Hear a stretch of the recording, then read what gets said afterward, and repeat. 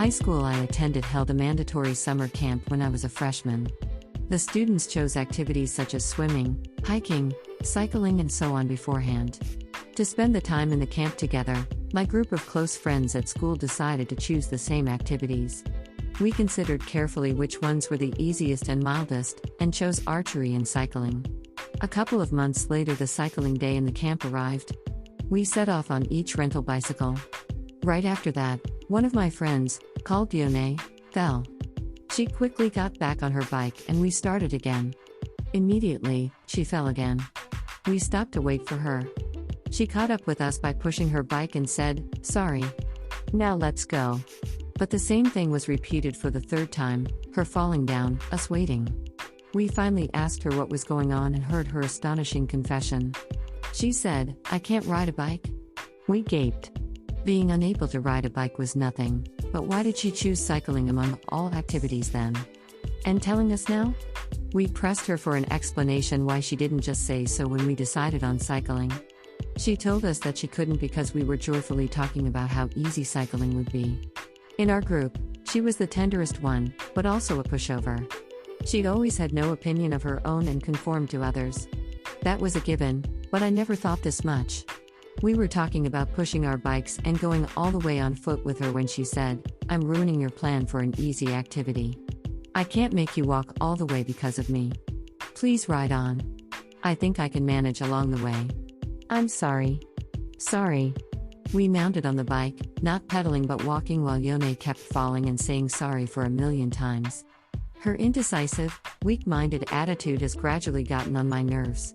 A girl of other group whom I had barely talked before pedaled back toward us. She had something to ask me. I answered and chatted, and we hit it off instantly. When I realized, I pedaled with her separating from my group. I stopped to wait at the foot of the downward slope and heard a scream. It was Yone flying down the slope on her bike and tumbling into a rice paddy. Other friends were chasing her and pulled her and her bike out of the rice paddy. Covered with mud, she was saying sorry again and again. As a thoughtless teenager, I pedaled away with my new friend. When I thought about Yone again some miles away, the chain on my new friend's bike suddenly snapped.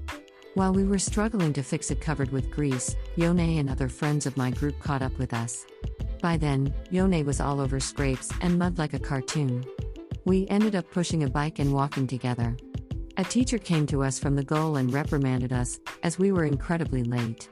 On the bus heading home, my friends blamed me for being so cold-hearted that I had deserted Yone.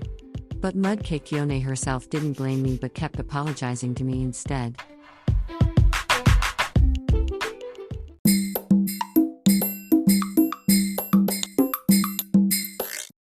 Audiobook, Japanese Dream by Hitomi Woods on sale at online stores or apps. Apple, Audible, Google Play, Nook Audiobooks, 43 available distributors in total.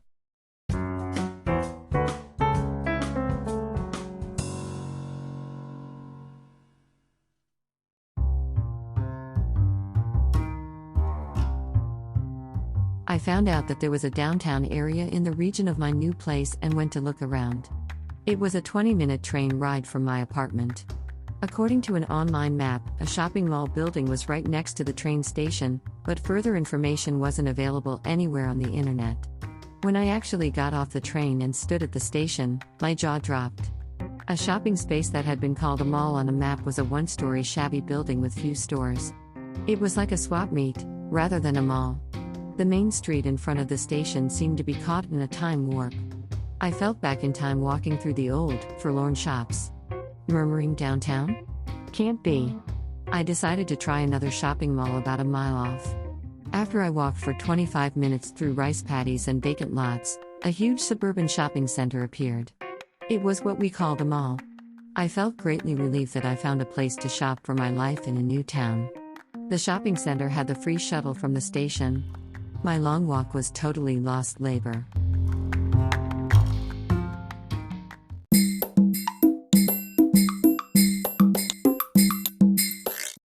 Audiobook, Japanese Dream by Hitomi Woods on sale at online stores or apps. Apple, Audible, Google Play, Nook Audiobooks, 43 available distributors in total.